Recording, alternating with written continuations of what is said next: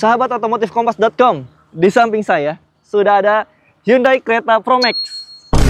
Oh bukan ya, Hyundai Tucson Hybrid. Nah ini adalah generasi terbaru dari Tucson yang dibawa ke Indonesia. Ini gen keempatnya dan sudah dibenamkan mesin hybrid atau varian hybrid. Dulu kita sudah sempat bahas dari sisi eksterior, interior, dan fitur-fiturnya. Sekarang kita akan coba bawa mobil ini jalan-jalan untuk melihat seberapa mumpuni sih Tucson Hybrid untuk dijadikan mobil harian. Di samping kira-kira berapa sih konsumsi BBM-nya. Untuk itu terus tonton video ini sampai selesai dan yuk langsung kita gas.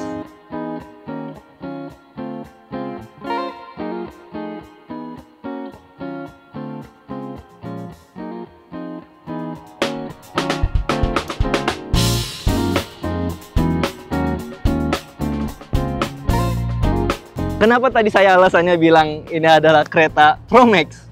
Karena desain depannya ini benar-benar mirip dengan Hyundai Creta yang versi lama ya, sebelum diluncurkan yang model terbarunya kemarin. Jadi di sini lampu DRL-nya sudah menyatu dan ini ada lampu jauhnya serta lampu sein gitu. Jadi secara desain wise dia lebih dynamic, lebih agresif gitu aja. Di sampingnya lekukannya begitu elegan ya, kalau saya ngelihatnya. Dia berlekuk-lekuk khas dengan SUV kompak kekinian. Karena ini warnanya hitam ya, entah kenapa saya ngelihatnya ini mobil terlihat lebih gagah sih. Kemudian untuk di belakangnya cakep banget ya, lampunya seperti dinamis banget. Terus ada sisi-sisi sportinya sedikit dan ya ada tonjolan-tonjolan sedikit tuh di mata belakangnya seperti kereta lama. Untuk dalamnya, ini nuansanya nuansa gelap karena semua bagian interior dibalut dengan warna hitam. Kecuali atasnya nih, dia dibuat grey walaupun tetap warna gelap. Gitu. Kalau dari siang-siang kegelapan ya, ini tinggal dibuka aja. Karena mobil sini udah punya panoramic sunroof.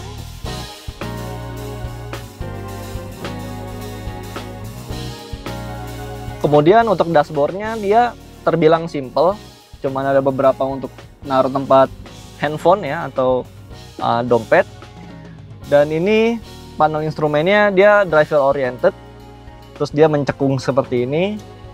Dan untuk softwarenya dia ya seperti mobil-mobil Hyundai terbaru saat ini, dia ini simple banget.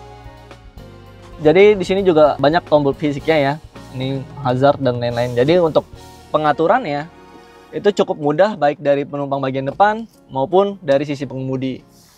Kalau untuk setirnya ya normal, sini ada beberapa pencetan untuk mengaktifkan atau menonaktifkan beberapa fitur. Di sini ada drive mode dan joknya dia semi bucket semuanya ya. Untuk yang di bagian depan itu bisa diatur secara elektris. Tapi sayangnya untuk setir ya, tilt dan teleskopik ini masih pakai tuas atau manual. Oh iya, joknya juga baik yang kursi penumpang maupun pengemudi ini sudah ada ventilatednya. Sekarang ini adalah kondisi di baris kedua. Nah di sini kursi depan sudah saya sesuaikan dengan postur mengemudi saya ya. Di sini bisa dilihat masih tersisa ruang kaki yang cukup lega. Nah ini kondisi di baris kedua. Di sini kursi bagian depan sudah saya sesuaikan dengan postur berkendara saya. Di sini bisa dilihat duduknya nyaman sih. Karena ini ruang kakinya masih cukup lebar, hampir 1 jengkal ya. Dan juga ruang kepalanya hampir 1 jengkal. Jadi ini oke banget. Nah, di sini kalau misalkan kurang atau terlalu rebah bisa diatur. Nah, mau misalkan segini. Nah, ini pun cukup nyaman. Ya, kalau kurang oke. Di sini sudah ada armrest yang disediakan 2 cup holder. Terus di tengahnya di sini ada 2 kisi-kisi AC dan juga ada USB Type-C. Tapi di tengah-tengahnya ini ada gundukan. Jadi kalau untuk penumpang dewasa ya, mungkin tidak ideal untuk duduk di bagian tengah ini.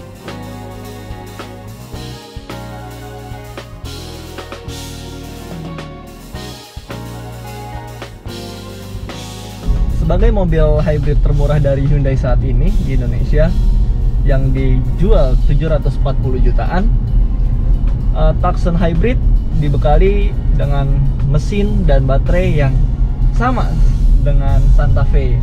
Mobil ini punya tenaga total 231 daya kuda dan juga torsinya ada di 367 Nm.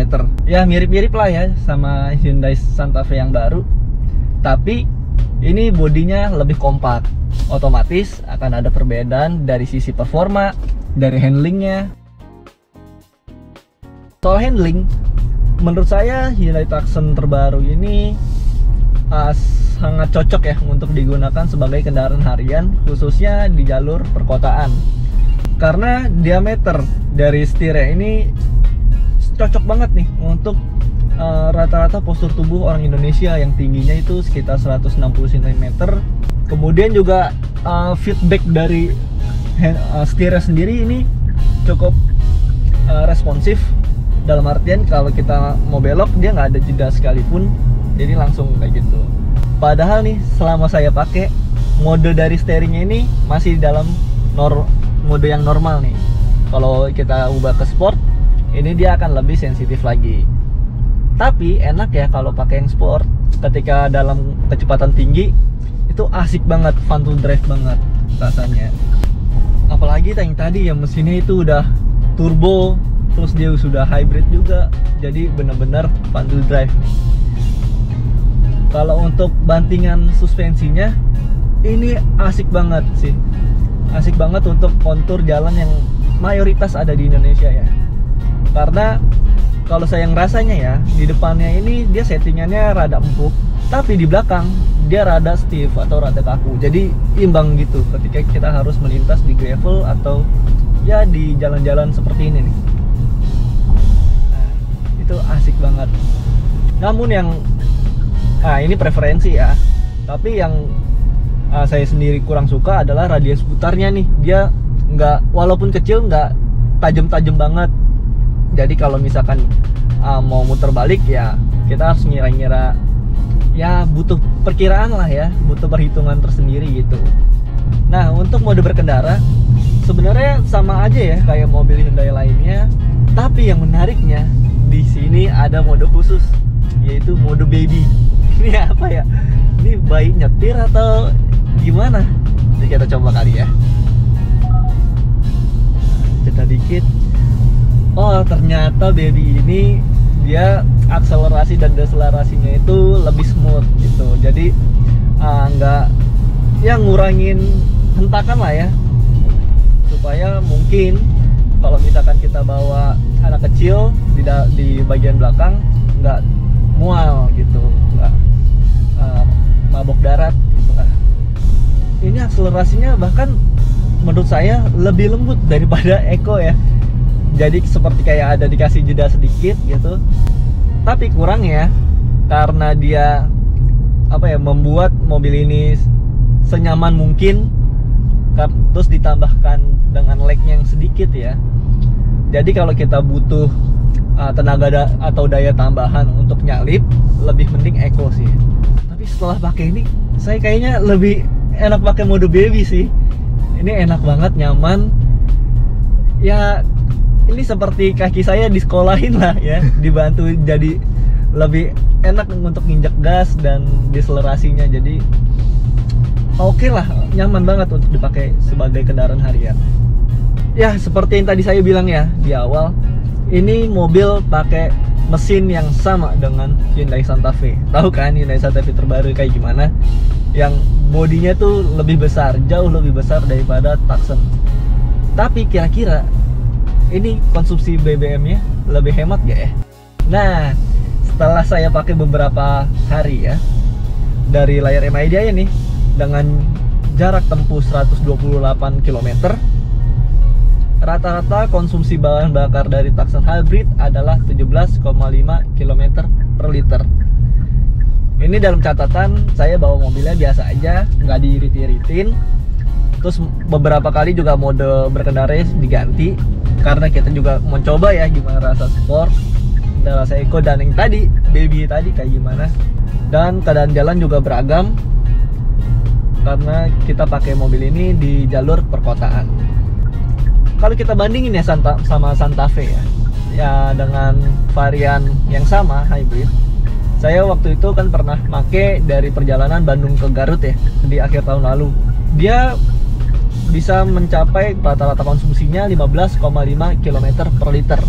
Itu sampai tujuan, dengan catatan kondisinya naik turun karena itu gunungan, dan cukup padat juga jalanannya, jalanan Bandung. Tapi dalam kondisi yang paling hematnya, Santa Fe bisa mencapai hingga 21 km per liter. Jadi harusnya ya mobil ini bisa lebih irit lagi. Tapi ya tergantung tadi kondisi jalannya kayak gimana, terus kita bawa mobilnya juga seperti apa.